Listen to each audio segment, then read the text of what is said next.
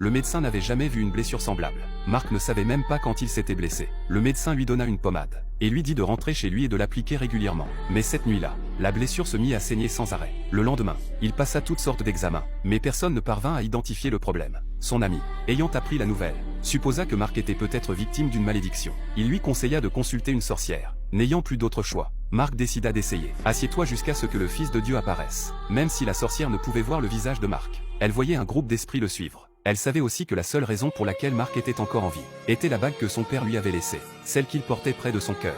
Puis elle lut sa blessure en utilisant une poignée de riz. Le résultat indiqua clairement une croix. Suivant ses instructions, Marc se rendit à une église chrétienne.